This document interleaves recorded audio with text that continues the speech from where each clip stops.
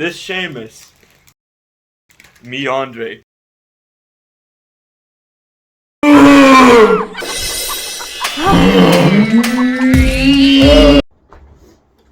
Okay, I'm Seamus.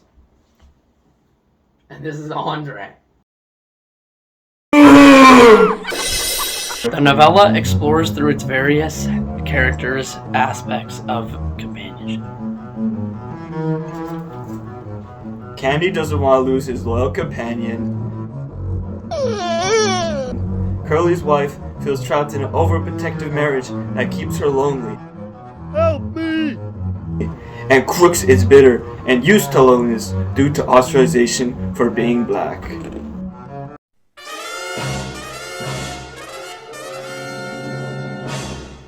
I've efficiently and effectively summarized all there is to say on these characters about companionship.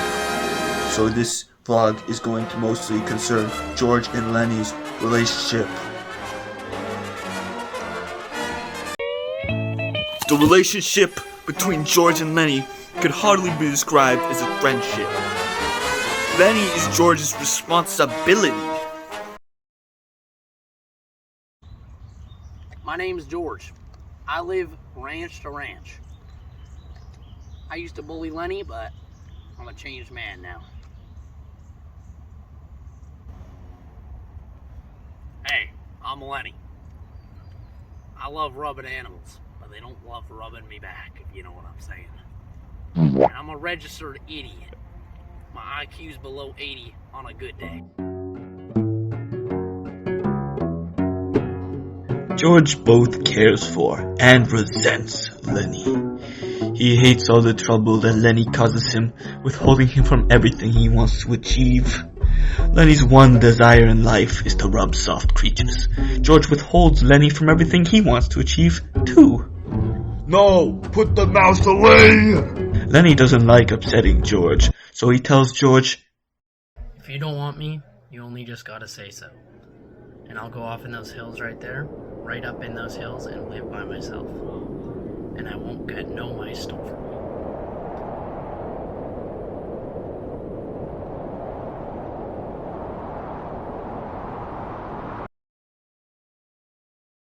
Though the offer stands to rid him of this burden, George refuses to do this to Lenny.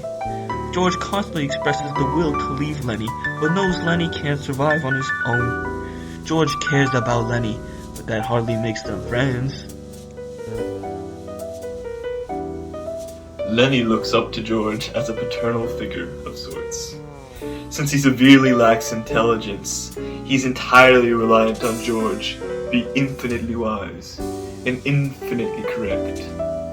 His biggest worry is to never upset George, and when he makes mistakes, such as groping women or committing murder, his only concern is George's disapproval. So he clearly lacks critical thinking abilities, and therefore he is a serious danger to himself and others. But he's never malicious in his intent. The only act of true malice he displayed was one line to George, wherein he tried to conceal a puppy he killed. Yellow versus green.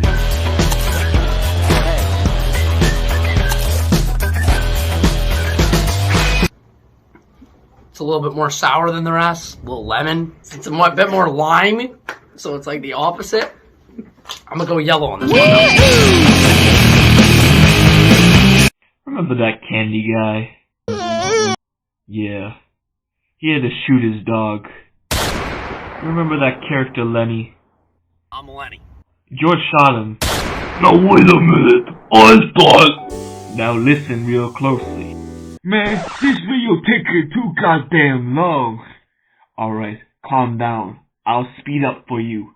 Ready? 3, 2, 1, go!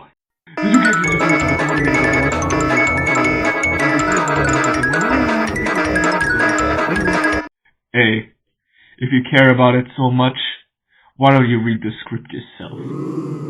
Pause. I'll wait. Done? Okay, we're gonna do this again. Lenny's unable to figure out what supposed to be the best way to watch the program improves that Lenny is accidentally taken. We've busy down with the reasons that Lenny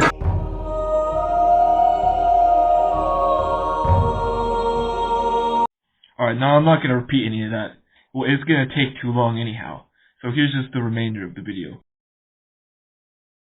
I'm waiting for the Aurora Borealis to come, but it's not. So, two characters are throughout the book motivated by the prospect, or some would say oasis, crooks would say oasis, of owning land. Here's a quote from Seamus and I reenacted. I was George, he was Lenny. Someday we're gonna get the Jack together and we're gonna have a little house and a couple of acres and a cow and some pigs and have rabbits. Go on, George. live off the fat of the land. So, if you think about it from George's perspective, you know, Lenny wants to tend rabbits, that's his dream, right? But he has a tendency to accidentally kill things, such as mice, or women, or puppies, or rabbits. So it was pretty much, that's an unattainable goal. So you're gonna have to just, shoot him while the dream is still in his head, because it's never gonna come to him. There is gonna be no paradise for Lenny unless you shoot him in the head with one. Guys, I found an anomaly in the ground. Everything around it is so dry, but this is so wet. I think your mama sat here. In my opinion, what George did was a bro move, but unfortunately, he lost himself his number one companion, and the book kind of ends on a low note. Because what has George got left in his life? He's gonna hang out with Slim. I don't know. They're gonna go get drunk. That's how it ends. They just go and get drunk. He's like, oh, what do you think is eating up them guys? And they just look all glum, and they go drink. So I don't know if they're ever gonna get their land. It's kind of a cliffhanger. It's kind of a cliffhanger for George. It's a sad story. It's a sad ending. I don't like the book. Candy shooting his dog so his two cripples that go on is basically the same thing as Lenny getting shot by George because he was too stupid to do anything. This story is about letting go. That's the gist of the story. Letting go. Alright, it's 12 p.m. and I still don't see Smack. So I think I'm actually kind of losing my mind.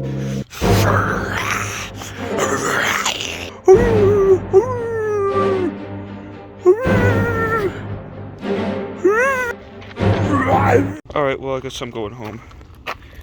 See y'all.